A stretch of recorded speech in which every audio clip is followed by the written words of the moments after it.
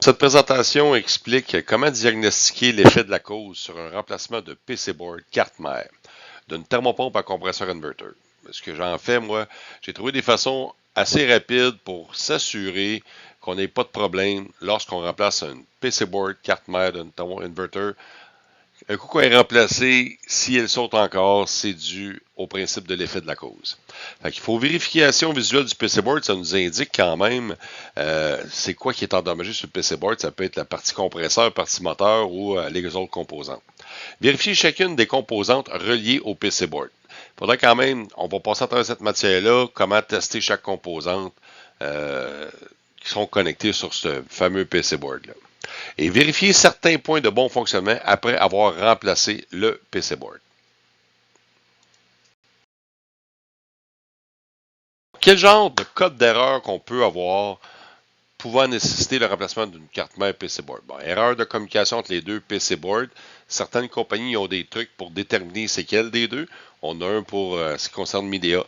On peut vous le montrer par la suite. Ensuite, IPM fonctionne mal ou IGBT, le kit de switch qu'il y a dans le PC-board pour transférer le courant au compresseur, surchauffe trop de puissance, ça pourrait être relié à un fait, soit qu'un compresseur est défectueux ou tout simplement que c'est le IGBT lui-même. Le drive du compresseur erreur aussi, quand on dit ça, ben, c'est complètement le système de compression qui fonctionne mal, autant que ça peut être le compresseur que le PC-board. Et il y a beaucoup d'autres cas d'erreur qui sont reliés au PC-board. Quand ils demandent de changer un PC-board, qu'est-ce qu'il faut faire? Bon, quelles sont les autres composantes pouvant mal fonctionner qui nécessitent un remplacement de carte mère PC-board? Le moteur ventilateur extérieur fonctionne mal. Bon, déjà en partant, c'est peut-être le moteur autant que ça peut être le PC-board. Valve d'expansion, modulation, pas très clair, pas efficace. Ça peut être un court-circuit sur une des bobines du stepper moteur. Ensuite, court-circuit short to ground sur bobine de stepper moteur ou sur la valve 4 voies, le moteur, compresseur, les éléments chauffants, etc. Même les sondes peuvent être une cause de court-circuit. Il y a certaines notes qu'il faut prendre, c'est tous les compresseurs inverters, c'est des compresseurs AC, 3 phases, modulés par une drive DC pour les fréquences. Alors, le courant rentre en AC, il transfère en DC, filtré et redistribué en AC au compresseur sur 3 phases différentes, grâce au système de switch qu'il y a dans le module. Les résistances d'enroulement du compresseur doivent être absolument égales. Sinon, à 0.2 de différence en ohm, c'est correct parce que les testeurs ne sont pas tout le temps parfaits, mais il reste que faut que les résistances soient égales. C'est comme un moteur 3 phases, c'est 3 enroulements bien égales. Alors, il y a une petite vidéo qui va vous montrer comment tester électriquement un compresseur de la bonne façon.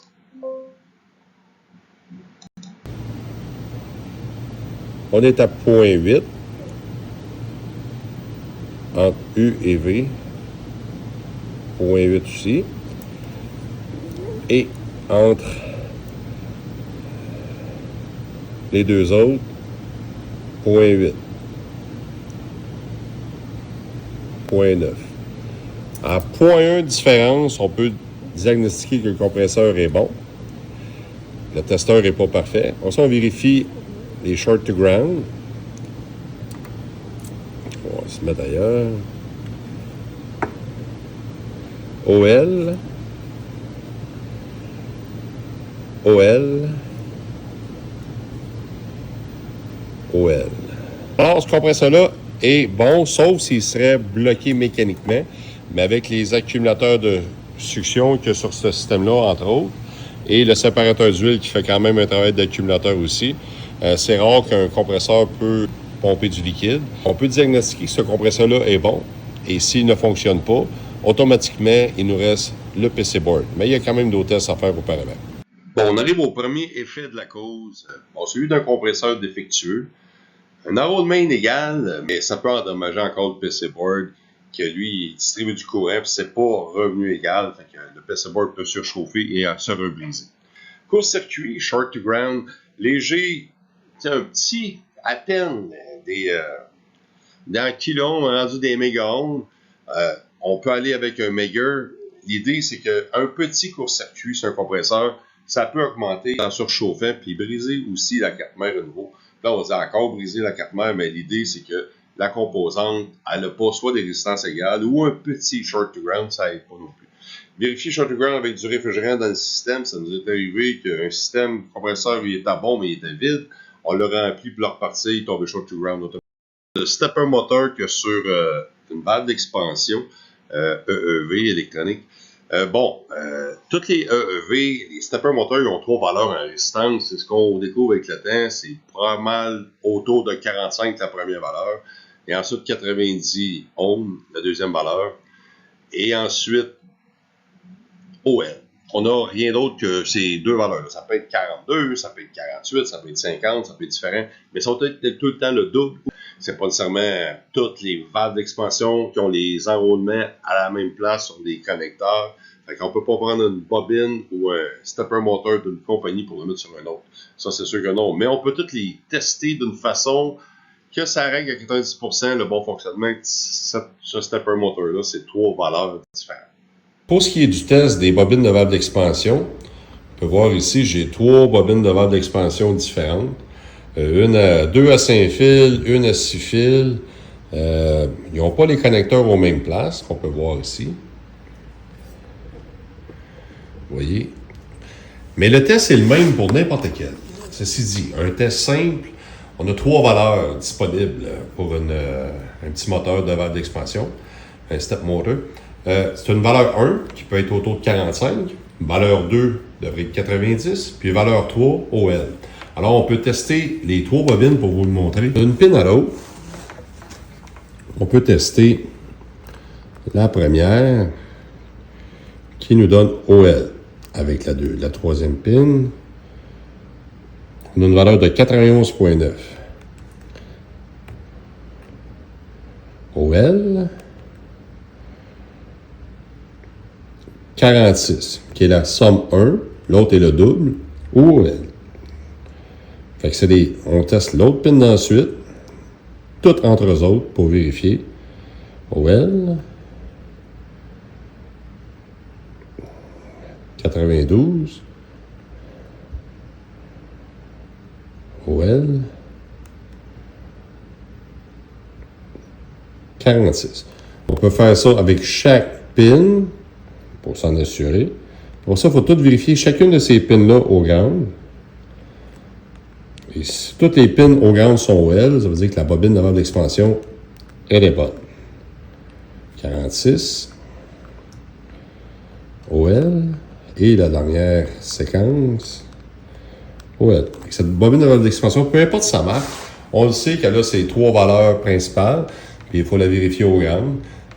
Tester au ground, sont toutes OL. Je peux vérifier la deuxième ensuite. Ce ne sera pas nécessairement les mêmes valeurs. 91.9, ça tourne autour.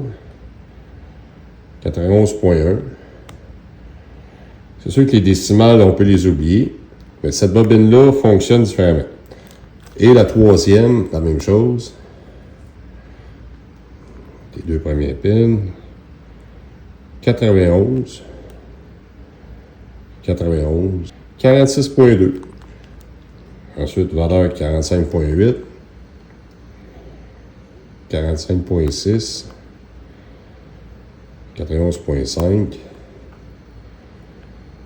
Mais tout au grand OL. Alors, peu importe la bobine de valve d'expansion, il y a 3 valeurs, comme j'ai dit. Valeur 1, qui est 45. Valeur 2, le double. Ou OL. En faisant ça, ce test-là est tout au grand. On est sûr que la valve d'expansion n'est pas un problème. Effet de la cause d'un stepper motor EEV défectueux. Donc, une EEV avec un enroulement défectueux, ça peut réussir à fonctionner, mais ça crée une très haute pression. Des fois, si la valve est pratiquement fermée, ça peut créer une très haute pression dans votre système, faire surchauffer le compresseur et peut-être encore abîmer le PC board. Alors, c'est important de vérifier la résistance. S'il y a un court-circuit short to ground sur le stepper motor, ça peut immédiatement briser le PC board. Fait que ça vaut la peine de vérifier chaque composante et surtout chaque contact de la EEV du stepper motor. Ensuite, vérifiez aussi si le stepper motor est propre à l'intérieur et aussi le poteau de la valve d'expansion. Sinon, les nettoyer avec du Scotch-Brite. Le principe est assez simple. Il faut que ce soit propre pour que ça fasse un bon contact. Et si vous voulez vérifier si la valve fonctionne, vous pouvez faire tourner le stepper moteur sur le poteau. Vous avez qu'à laisser le stepper moteur connecté sur le board, et si le courant est bon dessus, si les résistances sont bonnes, vous pouvez réussir à ouvrir et fermer sans utiliser le fameux outil pour ouvrir ces valves-là. On peut le faire avec le stepper moteur aussi. Quand on teste un moteur 3 phases, un moteur de ventilateur 3 phases, il y a des choses à noter. Tous les moteurs de ventilateur à 3 fils de thermopompe inverter doivent avoir comme le compresseur 3 résistances égales et OL à la mise à la terre. Alors, peu importe que ce soit un compresseur ou un moteur 3 phases, c'est séquencé avec des fréquences. Ça veut dire que ça va augmenter de vitesse, ralentir grâce aux fréquences, et ils ont 3 enroulements égales. Fait que c'est la même chose, c'est pas les mêmes résistances, mais c'est le même principe aussi. Et s'il est OK électriquement, puis votre code d'erreur est lié au moteur, ça ne veut pas nécessairement dire que le moteur n'est pas bon, mais je dirais même que si électriquement il est bon, généralement, s'il ne fait pas de bruit en tournant, le moteur n'a pas nécessairement besoin d'être changé. Ici, on a un petit moteur à 3 fils. Ceci dit, c'est un moteur triphasé qui fonctionne avec des fréquences, avec la carte électronique. Alors, pour vérifier ça, il faut vérifier les résistances entre elles. Voir si le moteur est bon pour commencer. Tant qu'à être là, on le vérifie. Alors, nos résistances qu'on peut voir, on a 56, 56,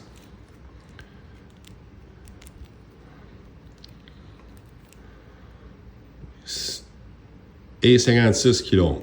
On peut vérifier au gramme. Vérifier, voir si c'est OL, chaque pin. On met si la résistance est bonne. On peut dire que le ground il devrait être éliminé, mais on le vérifie quand même. Alors, OL. Alors, le moteur est bon aussi. Les effets de la cause d'un ventilateur extérieur défectueux, enroulement hors valeur peuvent réussir à fonctionner, mais peut créer un problème sur le bon fonctionnement du compte moteur et endommager à nouveau le PC board ou changer la pression du système et le faire surchauffer. Bon, on s'entend que si le moteur ne tourne pas à sa pleine vitesse, à la vitesse qu'il devrait, parce qu'il y a un défaut, c'est certain que ça peut créer des problèmes d'autre pression, mais le pire, c'est aussi endommager le board qu'on ne veut pas, parce qu'on vient de le remplacer et on ne veut pas le remplacer 2 fois.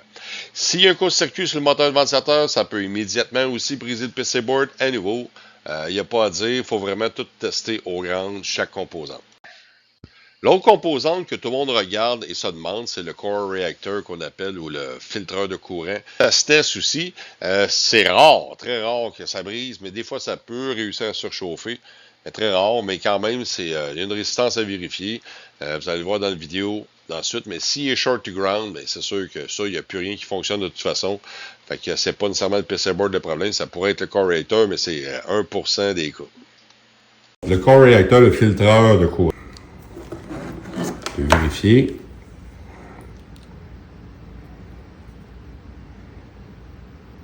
Excusez, 0.2 ohms. C'est 0.2 ohms ou 0.1 ohm. En général, OL, au short to ground. Alors, le core reactor qui est rarement une faiblesse, mais quand même, il faut vérifier s'il n'y aura pas un court-circuit là-dessus. Les autres composantes électriques, comme l'élément chauffant, l'élément de panne, l'élément de carter crankcase heater, peuvent être la cause à effet aussi. Il faut quand même les vérifier avant de les reconnecter sur le PC board. Short to ground, la résistance, on ne peut pas vérifier aussi, mais en général, s'il y a EOL, ben là, ça va pas bien pour les heaters. Il faut les remplacer. Ça, des fois, c'est un fil qui est coupé, qui touche au body. Et quand il y a de l'eau qui s'en va dessus, ça réussit à faire le contact et ça fait sauter le PC board. Puis avant de connecter tous les autres composants, que ce soit d'autres choses, ben juste vérifier s'ils sont short to ground sans tester complètement la composante. Après le remplacement du PC board et que le compresseur s'est remis en marche, vérifiez, attendre 10 minutes, puis vérifiez si le fonctionnement du compresseur est toujours bon pour le court-circuit. Ça veut dire que faites-la runner 10 minutes de temps, éteignez-la, revérifiez vos contacts de compresseur short to ground, parce que des fois, en redémarrant et en réchauffant, il peut avoir un commencement de short, et ça va endommager encore le PC board, mais il faut changer absolument le compresseur.